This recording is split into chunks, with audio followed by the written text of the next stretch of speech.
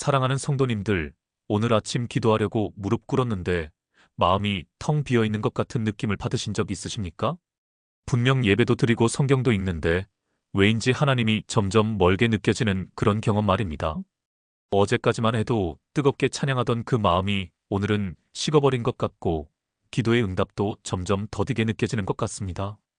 믿음의 가족 여러분, 이것은 결코 우연이 아닙니다. 우리가 의식하지 못하는 사이에 믿음을 조금씩 무너뜨리는 위험한 습관들이 우리 삶에 자리 잡고 있기 때문입니다.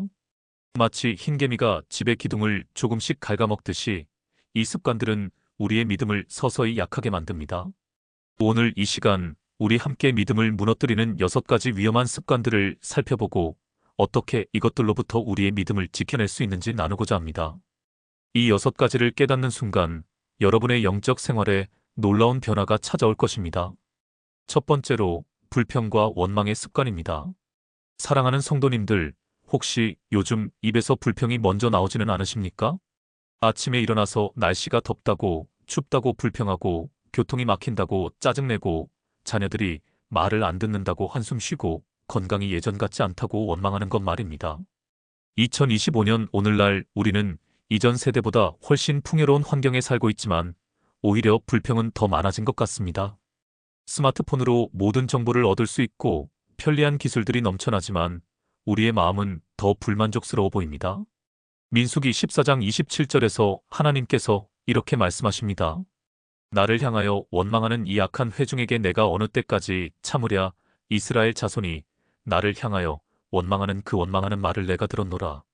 이스라엘 백성들은 애굽의 노예 생활에서 기적적으로 구원받았습니다.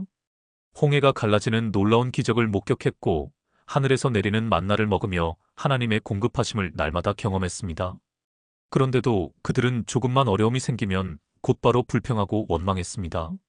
물이 쓰다고 원망하고 고기가 없다고 원망하고 길이 힘들다고 원망했습니다. 그 결과가 무엇이었습니까?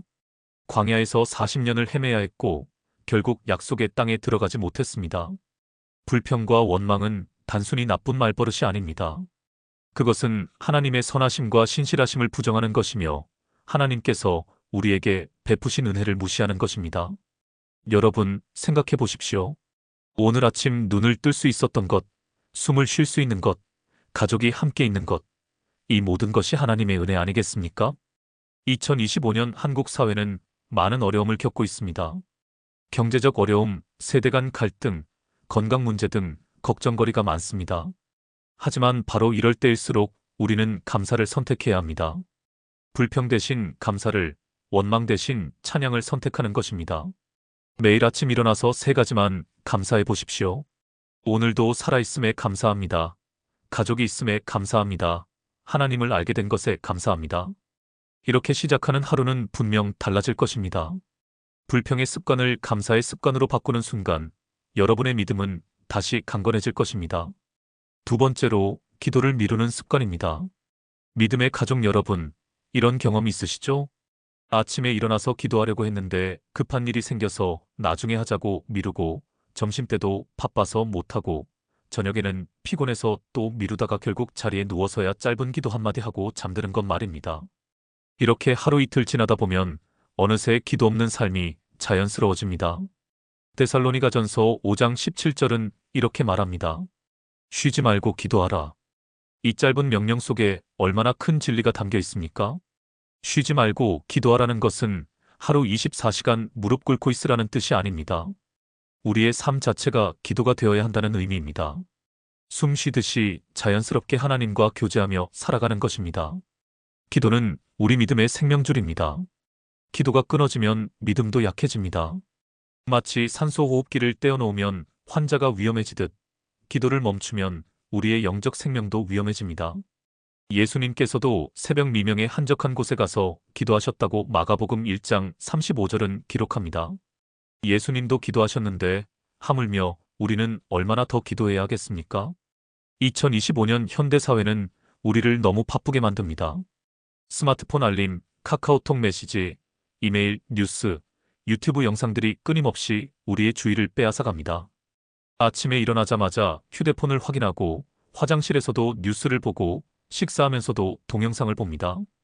하나님과 단둘이 조용히 교제할 시간은 점점 사라지고 있습니다. 하지만 성도 여러분, 생각해 보십시오. 우리가 하루 중 가장 소중한 시간을 누구에게 드리고 있습니까? 유튜브에게, 뉴스에게, 소셜미디어에게 드리고 있지는 않습니까? 우리를 창조하시고, 우리를 사랑하시고, 우리를 위해 독생자까지 내어주신 하나님께는 몇 분이나 드리고 있습니까? 오늘부터 실천해 보십시오. 아침에 눈 뜨면 스마트폰 대신 성경을 먼저 펴십시오. 출근길 차 안에서, 점심시간에, 잠들기 전에 짧게라도 하나님께 말씀드리십시오. 형식이 중요한 것이 아닙니다. 하나님, 감사합니다. 하나님, 도와주세요. 하나님, 사랑합니다. 이런 짧은 기도라도 좋습니다. 중요한 것은 하나님과의 연결을 끊지 않는 것입니다. 기도를 미루는 습관을 끊고 수시로 기도하는 습관을 들이는 순간 여러분의 믿음은 새로운 차원으로 도약할 것입니다. 세 번째로 말씀을 가볍게 여기는 습관입니다. 사랑하는 성도님들, 요즘 성경을 얼마나 자주 펴시나요? 주일 예배 때 목사님이 읽어주시는 본문만 듣고 집에서는 성경을 먼지 쌓인 책장에 꽂아두고 계시지는 않습니까? 아니면 성경을 읽기는 하는데 마치 숙제하듯이 의무적으로 몇 장 읽고 체크만 하고 덮어버리는 것은 아닙니까? 여호수아 1장 8절에서 하나님께서 여호수아에게 이렇게 명령하십니다. 이 율법책을 내 입에서 떠나지 말게 하며 주야로 그것을 묵상하여 그 안에 기록된 대로 다 지켜 행하라. 그리하면 내 길이 평탄하게 될 것이며 내가 형통하리라. 주야로 묵상하라는 말씀입니다. 밤낮으로 하나님의 말씀을 생각하고 되새기고 내 삶에 적용하라는 것입니다. 여호수아는 모세의 뒤를 이어 이스라엘을 이끌어야 하는 막중한 책임을 맡았습니다. 앞에는 정복해야 할 가나안 땅이 있고 싸워야 할 강력한 적들이 있었습니다. 이런 상황에서 하나님께서 주신 성공의 비결은 무엇이었습니까? 군사력도 아니고 전략도 아니고 바로 말씀을 묵상하는 것이었습니다. 시편 1편도 복 있는 사람의 특징을 이렇게 말합니다. 오직 여호와의 율법을 즐거워하여 그의 율법을 주야로 묵상하는도다. 그는 시냇가에 심은 나무가 철을 따라 열매를 맺으며 그 잎사귀가 마르지 아니함 같으니 그가 하는 모든 일이 다 형통하리로다. 말씀을 묵상하는 사람은 시냇가의 나무와 같습니다. 뿌리가 깊어서 가뭄이 와도 마르지 않고 때가 되면 열매를 맺습니다. 하지만 말씀을 가볍게 여기는 사람은 바람에 날리는 겨와 같이 뿌리가 없어서 조금만 어려움이 와도 흔들립니다. 2025년 오늘날 우리는 정보의 홍수 속에 살고 있습니다. 하루에도 수십 개의 뉴스 기사를 읽고 수많은 유튜브 영상을 보고 온갖 정보를 접합니다. 하지만 정작 영원한 진리이자 생명의 말씀인 성경은 제쳐두고 있습니다. 세상의 지식은 넘쳐나는데 하나님의 지혜는 부족한 것입니다. 이것이 오늘날 많은 그리스도인들의 믿음이 약한 이유입니다. 말씀으로 무장하지 않으면 세상의 가치관에 쉽게 흔들립니다. 성경은 우리 믿음의 기초요, 우리 발의 등이요, 우리 길의 빛입니다. 오늘부터 실천해 보십시오. 매일 성경을 펴고 한 장이라도 천천히 읽으십시오. 읽으면서 하나님께서 내게 주시는 메시지가 무엇인지 생각해 보십시오. 그리고 그 말씀을 하루 종일 마음에 새기고 살아가십시오. 아침에 읽은 말씀 한 구절을 메모지에 적어서 지갑에 넣고 다니며 수시로 꺼내보는 것도 좋은 방법입니다. 말씀을 가볍게 여기는 습관을 버리고 말씀을 사모하는 습관을 들이는 순간 여러분의 믿음은 견고한 반석 위에 세워질 것입니다. 네 번째로 세상과의 타협하는 습관입니다. 믿음의 가족 여러분, 정말 솔직하게 생각해 보십시오. 우리는 교회에서는 거룩하게 살아야 한다고 고백하면서 세상에서는 세상 사람들과 똑같이 살고 있지는 않습니까? 사업상 필요하다며 거짓말을 하고 남들도 다 하니까 괜찮다며 불법을 묵인하고 조금쯤은 괜찮다며 음란한 콘텐츠를 보고 모두가 그렇게 사니까 나도 그렇게 살아도 된다고 합리화하는 건 말입니다. 로마서 12장 2절에서 사도 바울은 이렇게 권면합니다. 너희는 이 세대를 본받지 말고 오직 마음을 새롭게 함으로 변화를 받아 하나님의 선하시고 기뻐하시고 온전하신 뜻이 무엇인지 분별하도록 하라. 이 세대를 본받지 말라는 것입니다. 세상의 가치관, 세상의 방식, 세상의 기준을 따르지 말고 하나님의 기준으로 살라는 말씀입니다. 구약 성경에서 가장 지혜로웠던 솔로몬 왕을 생각해 보십시오. 그는 하나님께서 특별히 지혜를 주셨고 이스라엘을 영화롭게 만든 위대한 왕이었습니다. 하지만 열왕기상 11장을 보면 솔로몬의 비극적인 말로가 나옵니다. 솔로몬이 이방 여인들을 사랑했고 그 여인들이 그의 마음을 돌려 다른 신들을 따르게 했습니다. 처음에는 작은 타협이었을 것입니다. 정치적 동맹을 위해 이방 공주와 결혼하는 것쯤은 괜찮다고 생각했을 것입니다. 아내들이 자기 신을 섬기는 것을 보고도 조금쯤은 괜찮다고 넘어갔을 것입니다. 그러다가 점점 더 깊이 빠져들어 결국 자신도 우상을 섬기게 되었습니다. 하나님께서 두 번이나 나타나셔서 경고하셨는데도 말입니다. 작은 타협은 결국 큰 타락으로 이어집니다. 오늘날 2025년 한국 사회에서 그리스도인으로 산다는 것은 쉽지 않습니다. 직장에서 거짓말을 하지 않으면 손해를 보고 정직하게 살면 바보 취급을 받습니다. 돈을 최고의 가치로 여기는 세상에서 하나님을 최고로 섬기려면 비웃음을 받습니다. 쾌락과 편안함을 추구하는 세상에서 절제하며 살려면 시대에 뒤떨어진 사람 취급을 받습니다. 하지만 성도 여러분, 우리는 누구의 인정을 받기 위해 사는 사람들입니까? 사람의 인정입니까? 하나님의 인정입니까? 다니엘을 생각해 보십시오. 그는 바벨론 왕궁에서 높은 자리에 있었지만 하루 3번 예루살렘을 향해 무릎 꿇고 기도하는 것을 멈추지 않았습니다. 그것이 사자굴에 던져질 수 있는 죄가 된다는 것을 알면서도 말입니다. 결과가 어떻게 되었습니까? 하나님께서 사자들의 입을 막으시고 그를 구원하셨습니다. 타협하지 않는 믿음을 하나님께서 지켜주신 것입니다. 오늘부터 결단하십시오. 작은 것부터 타협하지 않는 것입니다. 거짓말이 필요한 상황이 오면 손해를 감수하더라도 진실을 말하십시오. 불이한 이익이 생기면 단호하게 거절하십시오. 세상의 음란한 콘텐츠가 유혹할 때 과감하게 차단하십시오. 처음에는 힘들 것입니다. 손해도 보고 비웃음도 받을 것입니다. 하지만 하나님께서 보고 계십니다. 세상과 타협하는 습관을 끊고 하나님의 기준으로 사는 습관을 들이는 순간 여러분의 믿음은 정금같이 정련될 것입니다. 5번째로 교제를 소홀히 하는 습관입니다. 사랑하는 성도님들, 요즘 혼자 있는 시간이 더 편하지 않으신가요? 교회 가는 것도 귀찮고 구역 모임도 부담스럽고 다른 성도들과 만나는 것도 피곤하게 느껴지는 것 말입니다. 그래서 주일 예배만 겨우 드리고 빨리 집으로 돌아가고 전화가 와도 피하고 카카오톡 메시지도 읽고 답장하지 않는 것 말입니다. 히브리서 10장 25절은 이렇게 경고합니다. 모이기를 패하는 어떤 사람들의 습관과 같이 하지 말고 오직 권하여 그날이 가까움을 볼수록 더욱 그리하자. 모이기를 패하지 말라는 것입니다. 함께 모여 예배하고 교제하고 서로 권면하라는 것입니다. 그날이 가까울수록, 즉 예수님의 재림이 가까울수록 더욱 그렇게 하라고 말씀합니다. 초대교회 성도들을 보십시오. 사도행전 2장 46절에서 그들은 날마다 마음을 같이하여 성전에 모이기를 힘쓰고 집에서 떡을 떼며 기쁨과 순전한 마음으로 음식을 먹었다고 기록합니다. 날마다 모였습니다. 귀찮아하지 않고 피곤해하지 않고 기쁨으로 함께 모였습니다. 왜 그랬을까요? 그들은 함께 모일 때 힘을 얻었기 때문입니다. 혼자서는 약하지만 함께하면 강해진다는 것을 알았기 때문입니다. 전도서 4장 12절이 말합니다. 한 사람이면 패하겠거니와 두 사람이면 맞설 수 있나니 세 겹줄은 쉽게 끊어지지 아니하느니라. 혼자 있으면 쉽게 넘어지지만 함께하면 서로 붙들어줄 수 있습니다. 2025년 현대사회는 점점 더 개인화되고 있습니다. 혼밥, 혼술, 혼영이라는 말이 유행하듯이 혼자 하는 것이 트렌드가 되었습니다.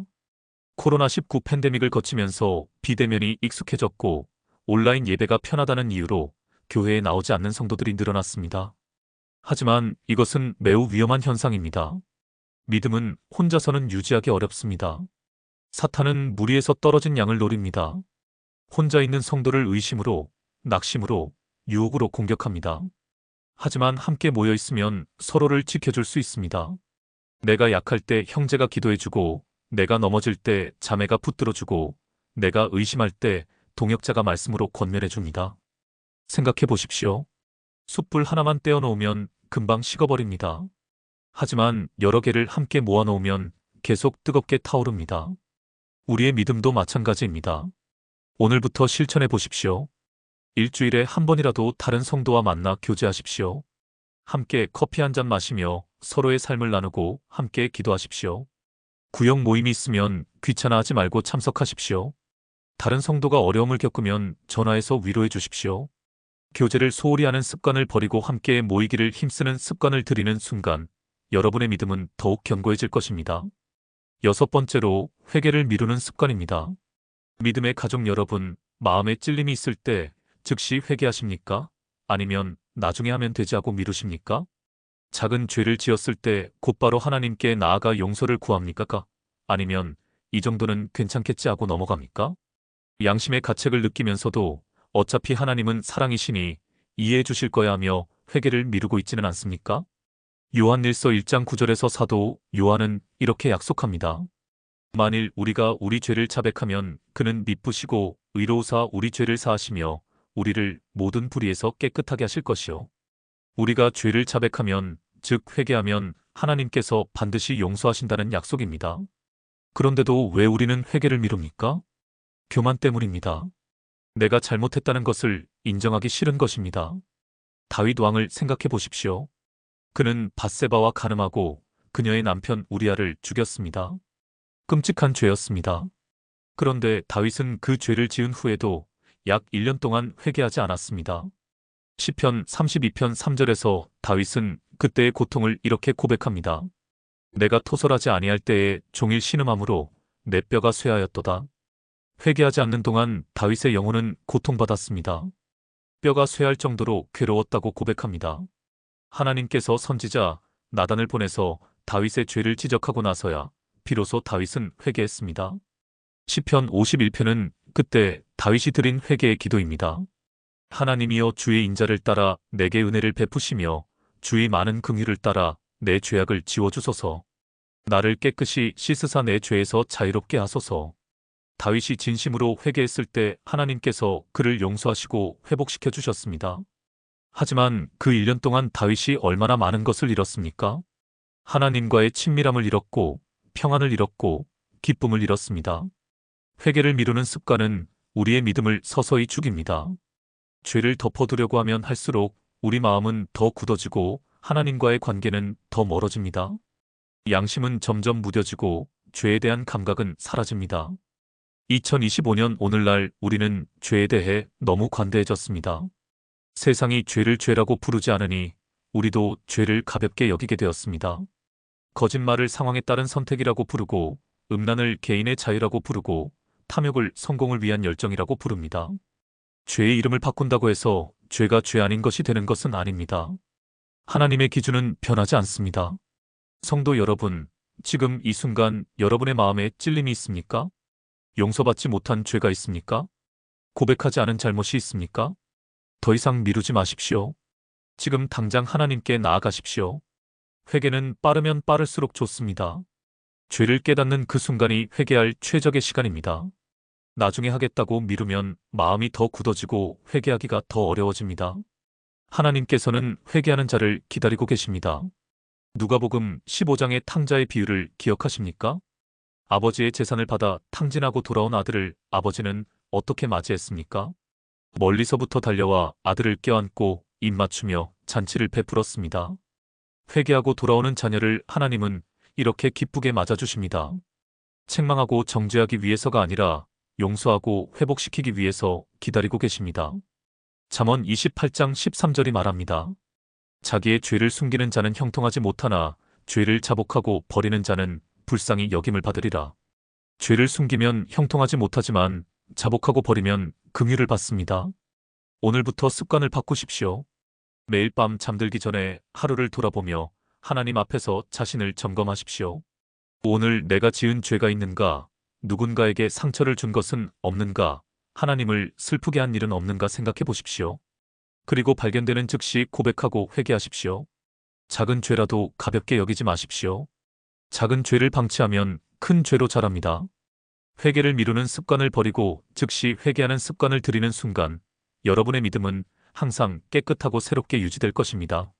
사랑하는 믿음의 가족 여러분, 오늘 우리가 함께 나눈 6가지 위험한 습관들을 다시 한번 기억하십시오. 첫째, 불평과 원망의 습관입니다. 감사 대신 불평을 선택하면 광야를 헤매게 됩니다. 둘째, 기도를 미루는 습관입니다. 기도는 우리 믿음의 생명줄이며 끊어지면 믿음도 약해집니다. 셋째, 말씀을 가볍게 여기는 습관입니다. 말씀 없는 믿음은 뿌리 없는 나무와 같아서 쉽게 넘어집니다. 넷째, 세상과 타협하는 습관입니다. 작은 타협은 결국 큰 타락으로 이어집니다. 다섯째, 교제를 소홀히 하는 습관입니다. 혼자서는 약하지만 함께하면 강해집니다. 여섯째, 회개를 미루는 습관입니다. 회개는 빠르면 빠를수록 좋으며 미루면 마음이 굳어집니다. 이 6가지 습관들이 여러분의 삶에 자리 잡고 있다면 오늘 이 시간 결단하십시오. 이제는 이 습관들을 끊어내겠다고, 새로운 습관들로 바꾸겠다고 하나님 앞에서 결심하십시오. 습관을 바꾸는 것은 쉽지 않습니다. 오랫동안 몸에 밴 습관은 하루아침에 바뀌지 않습니다. 하지만 불가능한 것도 아닙니다. 하나님께서 우리와 함께 하시면 우리는 능히 이길 수 있습니다. 빌립보서 4장 13절의 고백처럼 내게 능력 주시는 자 안에서 우리는 모든 것을 할 수 있습니다. 오늘 이 말씀이 여러분께 은혜가 되었다면 아래 좋아요 버튼을 눌러주시고 댓글로 여러분의 결심을 나누어 주십시오. 어떤 습관을 가장 먼저 바꾸고 싶으신가요? 여러분의 고백과 결심이 다른 성도들에게도 큰 힘이 될 것입니다. 그리고 이 말씀이 필요한 다른 분들께도 이 영상을 공유해 주십시오. 함께 믿음을 지키고 세워가는 우리가 되기를 소망합니다. 사랑하는 성도님들, 하나님께서 여러분의 믿음을 지켜주시고 날마다 강건하게 세워주시기를 간절히 기도합니다. 이 6가지 위험한 습관들을 끊어내고 하나님께서 기뻐하시는 새로운 습관들로 채워가시기를 주님의 이름으로 축복합니다. 여러분의 가정에 하나님의 평강이 충만하시고 여러분의 믿음이 날마다 성장하시기를 기도합니다. 주님의 이름으로 축복합니다. 평안히 계십시오.